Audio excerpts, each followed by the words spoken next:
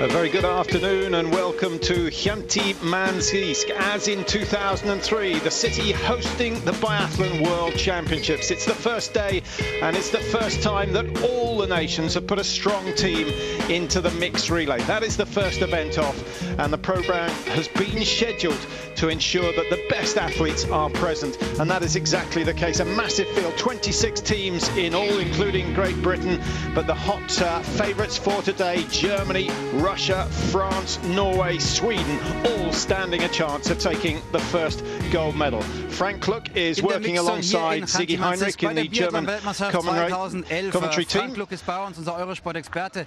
Frank, die haben ein Wahnsinnsstadion hier hingestellt in Russland. Das glaubst Frank Kluck, of course, acting as an expert alongside Sigi Heinrich.